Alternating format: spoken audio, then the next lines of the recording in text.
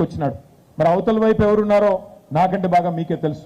ఒక black mailer, ఒక cheater, 56 కేసులు నా 74 రోజులు చెంచల్గూడ జైల్లో కూచలు లెక్క పెట్టినవాడు.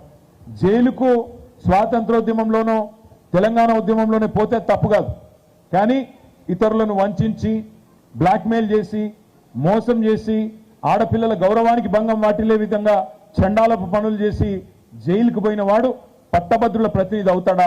దయచేసి మీరు ఆలోచించాలని చెప్పి నేను కోరుతా ఉన్నా. వాళ్ళ ఈ ప్రభుత్వాన్ని కూడా ప్రశ్నించే గొంతు శాసన మండలిలో ఉండాలి. మీకు ఇస్తానన్న 2 లక్షల ఉద్యోగాలు రేవంత్ రెడ్డి గారు చెప్పినారు. ఒకటే సంవత్సరంలో 2 లక్షల ఉద్యోగాలు ఇస్తా అన్నాడు. ఇవాళ 6 నెలలు గడిచిపోయినా ఒక్క ఉద్యోగ నోటిఫికేషన్ ఇవ్వలేదు. జాబ్ క్యాలెండర్ అన్నారు, ఒక్కటి కూడా ఇంతవరకు విడుదల చేయలేదు. అదే మాదిరిగా మీరు చూడండి, పరీక్షలకు రుసుము లేకుండా నేను నా ప్రభుత్వం నిర్ణయం తీసుకుంటుందన్నాడు. 400 రూపాయలు ఉన్న టెట్ పరీక్ష ఫీజును 2000 రూపాయలు చేసిండు. అంటే ఓడ మీద ఉన్నప్పుడు ఓడమల్లన్న, ఒడ్డుకెక్కిన తర్వాత బోడమల్లన్న. ఈ రకంగా ఈరోజు ఈ ప్రభుత్వం ఏదైతే మాట తప్పే ప్రయత్నం చేస్తా ఉందో దాన్ని అడ్డుకోవాలంటే మీరు మాకు బలం ఇవ్వాలి, గలం ఇవ్వాలి. శాసన మండలిలో రేపు తమ్ముడు రాకేష్ రెడ్డికి ఓటు వేసి ఆయన గలం విప్పి గర్జించే అవకాశం ఇవ్వాలని మనస్ఫూర్తిగా కోరుతా ఉన్నాం. ఖమ్మం మరి సోదరుడు అజయ్ గారు కూడా చాలా కష్టపడి పనిచేసినారు గత 5 ఏళ్లుగా.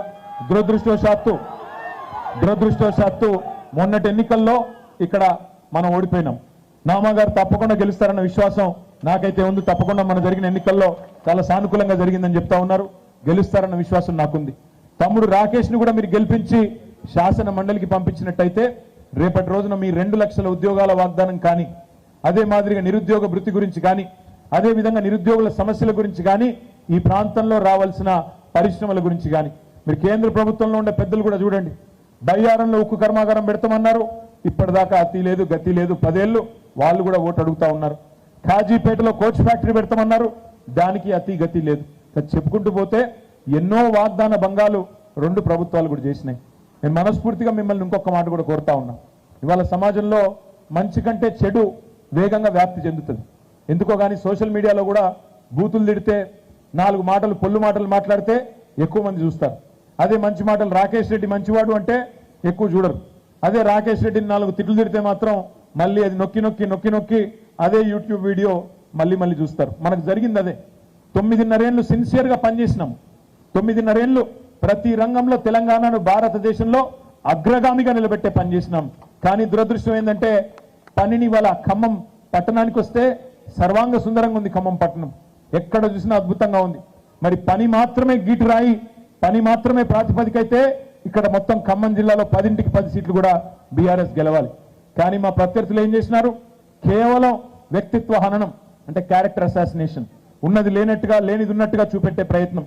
ఇది ఎందుకు చెప్తా ఉన్నా పర్టికులర్గా అంటే మనం అసలు ఒక్క ఉద్యోగం ఇవ్వలేదన్నట్టు ప్రచారం చేసినారు 9.5 ఏళ్లలో.